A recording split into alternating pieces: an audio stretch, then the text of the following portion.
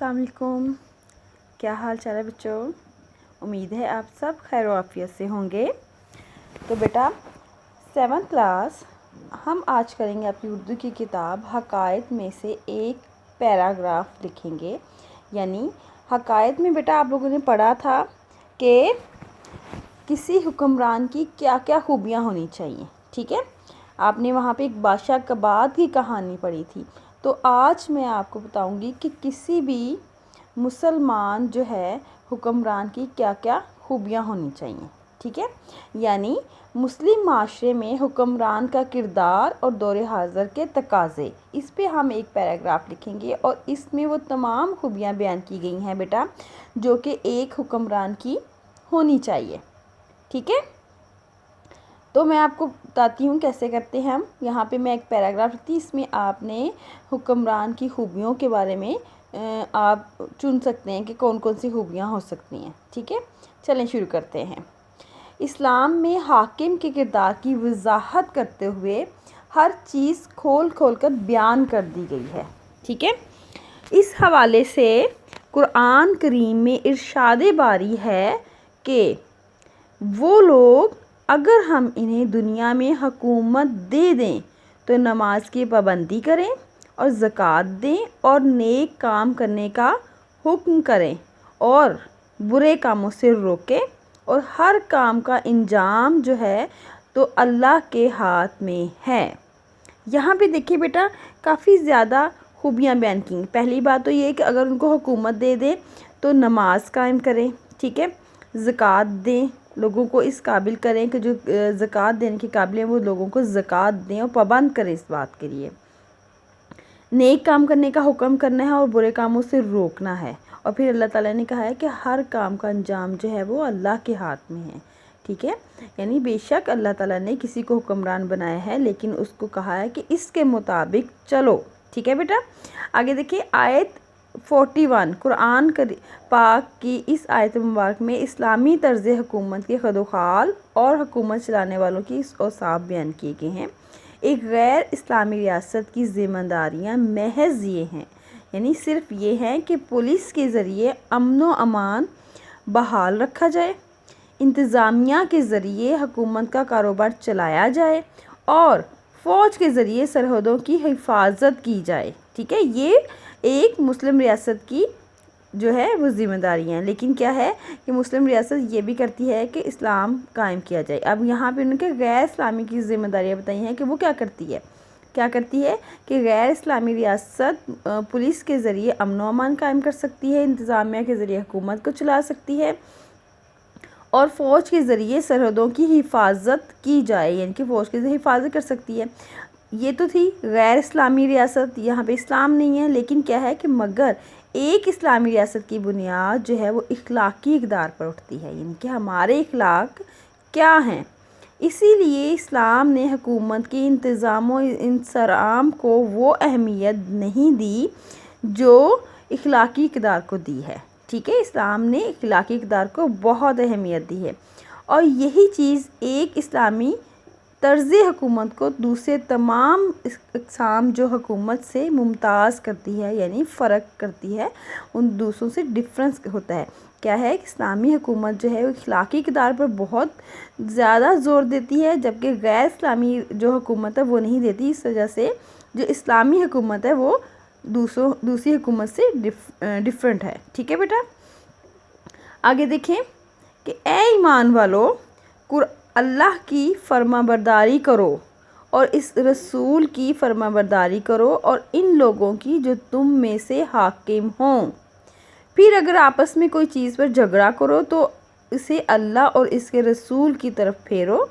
अगर तुम अल्लाह और क़यामत के दिन पर यकीन रखते हो, यानी बात अच्छी है और अंजाम के लिहाज से बहुत बेहतर है, ठीक है बेटा। यानी अगर वो कहते हैं कि ये सारी चीज़ें हों, अच्छा हुक्म दो और अगर कोई झगड़ा पैदा हो जाए तो अल्लाह और रसूल की तरफ फिरो, यानी उसके मुताबिक काम करो, ठीक है बेटा।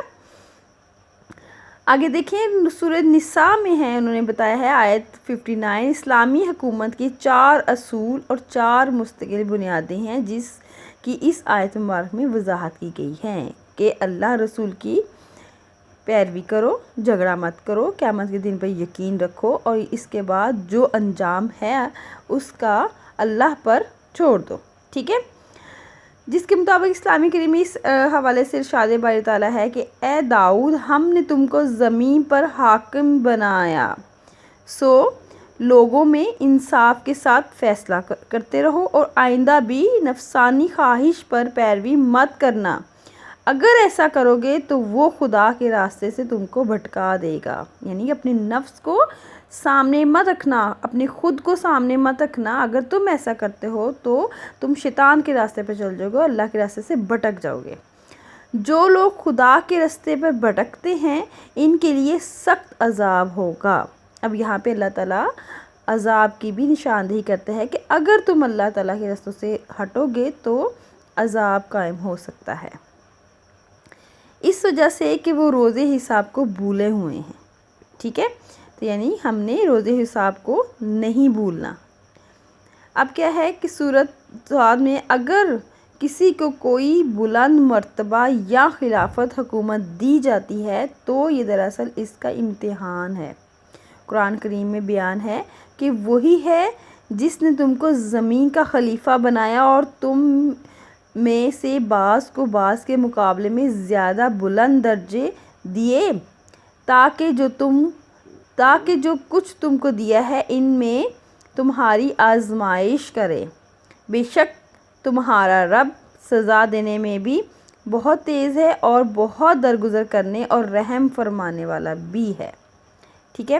اس کے بعد سورہ انعام میں ہے بیٹا، اس آیت مبارک میں واضح کیا ہے کہ تمام انسان زمین میں خدا کے خلیفہ ہیں۔ اس کے معنی ہے کہ خدا نے اپنی مخلوقات میں سے بہت سی چیزیں جو ہیں ان کی امانت میں دے رکھی ہیں اور ان پر تصرف کے اختیارات بخشے ہیں، یعنی کہ ان کو اختیارات دیے ہیں کہ وہ ایسا کر سکیں، ٹھیک ہے۔ اب کیا ہے کہ اسلام میں رعایا کو جو اختیار دیے گئے ہیں ان کی دنیا میں کہیں اور مثال نہیں ملتی، یعنی اسلام نے رعایا کو بھی اختیار دیے ہیں، ان کو بھی حق دیا ہے کہ وہ اپنے حکمران کا چناؤ بھی کر سکیں اور اپنے لیے آواز بھی اٹھا سکیں۔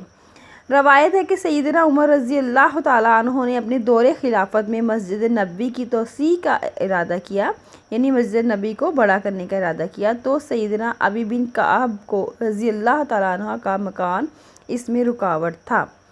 سیدنا عمر رضی اللہ تعالیٰ عنہ نے ابی بن کعب رضی اللہ تعالیٰ عنہ سے کہا، بلکہ انہیں مجبور کیا، یعنی کہ زور دیا کہ لازمی وہ زمین جو تم مجھے دو تاکہ میں توسیع کر سکوں کہ وہ جائز قیمت لے کے مکان دے دیں، لیکن ابی بن کعب رضی اللہ تعالیٰ عنہ مکان کو فروخت کرنے پر آمادہ نہ تھے اور مدعا کے لیے سیدنا زید بن ثابت کو اپنا ثالث یا عدالت بنانا منظور کیا، یعنی کہ وہ حضرت عمر رضی اللہ تعالیٰ عنہ نے مجبور کیا کہ وہ تم زمین دے دو تاکہ ہم مسجد نبی کی توسیع کریں، لیکن دوسرے صحابی جو ہے وہ راضی نہیں تھے، تو انہوں نے حضرت زید بن ثابت کو اپنا ثالث یعنی کہ اپنی طرف سے وکیل بنایا۔ تنقید طلب معاملہ یہ تھا، یعنی کہ جو معاملہ جس پہ بحث تھی، اسلام انفرادی ملکیت کو کس قدر تحفظ دیتا ہے۔ اب اس نے اپنا معاملہ عدالت میں لے گیا اور اس نے جو اسلام ہے اس نے یہ کیا کہ نہیں، اس کی انفرادی ملکیت ہے، یعنی کہ اس کی ذاتی ملکیت ہے اور اس کا تحفظ کیا جائے، اور آیا اجتماعی مفاد کی خاطر انفرادی مفادات کو قربان کیا جا سکتا ہے یا نہیں۔ چنانچہ کتاب و سنت کی روح سے سیدنا زید بن ثابت نے اس مقدمے کا فیصلہ سیدنا عمر رضی اللہ تعالیٰ عنہ کے خلاف کیا، ٹھیک ہے۔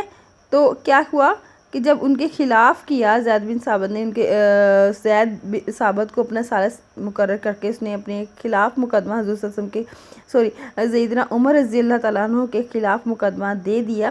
جب ابی بن کعب کا مقدمہ جیت لیا تو انہوں نے یہ مکان بلا قیمت ہی مسجد کی توسیع کے لیے دے دیا، یعنی جب وہ مقدمہ جیت گئے تب انہوں نے جو مکان تھا یعنی جو جگہ تھی وہ ویسے ہی دے دی، لیکن اس سے یہ ظاہر ہوا کہ اگر اسلام نے ایک ذاتی جو چیز ہے اس کو زیادہ اہمیت دی ہے بجائے یہ کہ آپ اس کو مجبور کریں، حضرت عمر رضی اللہ تعالیٰ ان کو مجبور کر رہے تھے نا، تو اس بات کے لیے انہوں نے منع کیا۔ تو بیٹا یہ ایک پیراگراف تھا جس میں بیٹا یہ بیان کیا گیا کہ ایک حکمران کی خصوصیات کیسی ہونی چاہیے. تو اس کو اچھے طریقے سے پڑھیے گا. اگر اس کے حوالے سے کہ حکمران کی خصوصیات کیسی ہونی چاہیے، یہ ایک حکمران کو کیسا ہونا چاہیے، تو یہ کوسچن جو ہے نا آپ کا یہاں سے اٹیمپٹ ہو جاتا ہے. مجھے امید ہے آپ سب کو بہت اچھے سے سمجھ آ گئی ہوگی. اللہ حافظ.